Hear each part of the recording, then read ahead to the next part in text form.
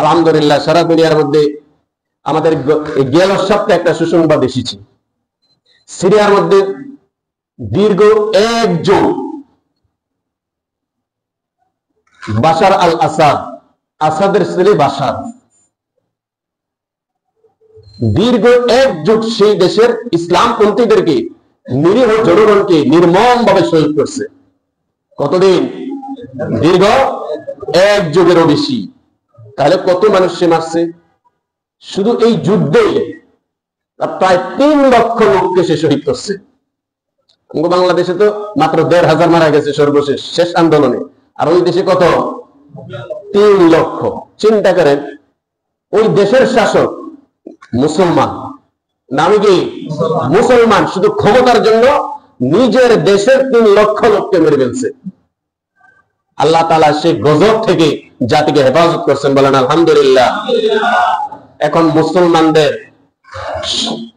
যারা নাকি অরিজিনাল সঠিক মুসলমান, পাগড়িওয়ালা মুসলমান, দাড়িওয়ালা মুসলমান, পাঞ্জাবি টুপিওয়ালা মুসলমান, আলহামদুলিল্লাহ সেই মুসলমান এই দেশ আল্লাহ তাআলা তাদেরকে বিজয় দান করছেন। কয়েক বছর আগে আমরা দেখলাম আফগানিস্তানে, পৃথিবীর শ্রেষ্ঠ মুসলমানদের মধ্যে আফগানিস্তানের মুজাহিদ বাহিনী অন্যতম, তাদের করতলে আল্লাহ আফগানিস্তান এনে দিয়েছেন। এখন আমরা কি দেখতে পেলাম গত সপ্তাহে? সিরিয়ার মতো হাজার হাজার নবীর দেশ, হযরত ঈসা আলাইহিস সালাম যে মসজিদ অবতরণ করবেন, সেই মসজিদ এই দখলে ছিল বাশার আল আসাদের। সে একজন কাট্টা শিয়া, বদমাশ, আকীদা নষ্ট। পুরা দেশের মানুষ সব আহলে সুন্নাত ওয়াল জামাতের অনুসারী, তারপরেও তার এরকম ডাকাত বাহিনী দিয়ে পুরা দেশকে নিয়ন্ত্রণ করছে। আল্লাহর গজব করছে, চোরের মতো পলায়া ভাগছে। জনগণের সাথে গাদ্দারি যারা করবে তারা দেশে থাকতে পারবে না, তাদের জিন্দেগি হবে চোরের মতো পলায়া ভাগতে হবে। এগুলা শিক্ষা জাতির জন্য, কোথাও পারবে না। জুলুম করে 2, 4, 10 বছর থাকা যায়, কিন্তু জিন্দেগি কাটানো যায় না। ওর পতন একদিন না একদিন আসে। জিন্দেগি বড় বেজ্জতির সাথে পৃথিবীতে থাকতে হয়, আর পরকাল তো আছেই।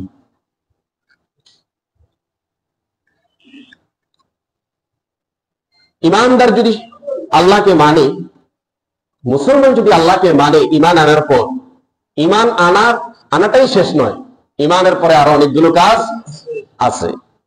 যার ইমান নেই তার কোনো কাজে নেই, ওর কাজ শুধু দুনিয়া নিয়ে। যার ইমান আছে ওর কাজ দুনিয়ার সাথে সাথে পরকালের কাজ। এই জন্য আল্লাহ দোয়া শিখিয়ে দিচ্ছেন, রব্বানা আতিনা ফিদ দুনিয়া হাসানাহ ওয়া ফিল আখিরাতি হাসানাতাও ওয়া কিনা আযাবান নার। আল্লাহ রব্বুল আলামিন বলেন, বান্দা বান্দি আমি আল্লাহর কাছে এভাবে দোয়া করো, রব্বানা আতিনা ফিদ দুনিয়া হাসানাহ ওয়া ফিল আখিরাতি হাসানাহ। ও আল্লাহ, আমি দুনিয়ার মধ্যে কল্যাণকর জিন্দেগি চাই, আল্লাহ পরকালেও আমি কল্যাণকর জিন্দেগি চাই। আমার দুনিয়ারও দরকার আছে, পরকালেরও দরকার আছে। রব্বানা আতিনা ফিদ দুনিয়া হাসানাহ। তো ঈমান যে আনবে তার দুনিয়ার কাজও আছে, পরকালের কাজও আছে, যেহেতু আমার দুইটাই দরকার। আর বেঈমানের পরকালের কোনো কাজ নেই, ও শুধু দুনিয়াবি কাজ। ও হলো গরুর মতো। কিসের মতো? উলাইকা কাল আনআম। আল্লাহ বলেন এই সমস্ত বেঈমান গুলো হলো, তারা হলো চতুষ্পদ জন্তুর মতো। কিসের মতো? চতুষ্পদ জন্তুর মতো। উলাইকা কাল আনআম। গরু শুধু খায়, গরুর কোনো নামাজ রোজা আছে, ওযু আছে? কিছু নেই। ও খাবে আর শুধু প্রস্রাব পায়খানা করবে। এরকম গরুর স্বভাবের মানুষের দুনিয়াতে আছে। আল্লাহ বলেন এগুলা দেখতে যদিও মানুষের মতো, ওগুলা চোখ আছে, হাত আছে, পা আছে, চুল আছে, নাক আছে, কিন্তু মূলত কাজে কারবারে এগুলা সব হলো গরু ছাগলের মতো। উলাইকা কাল আনআম। তারা হলো গরু ছাগলের মতো। মানুষ যদি কেউ দাবি করে, তাহলে ওকে দুনিয়ার সাথে সাথে পরকাল নিয়েও চিন্তা করতে হবে। দুনিয়ার কাজও তাকে করতে হবে, পরকালের কাজও তাকে করতে হবে।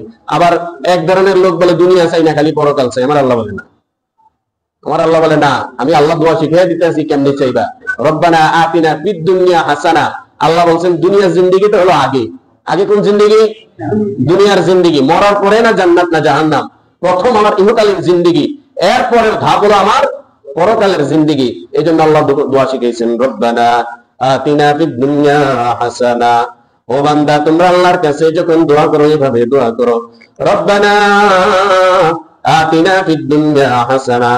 আল্লাহ দুনিয়ার মধ্যেও কল্যাণ দান করেন, আল্লাহ পরকালেও আপনি আমাদের জন্য কল্যাণ দান করেন।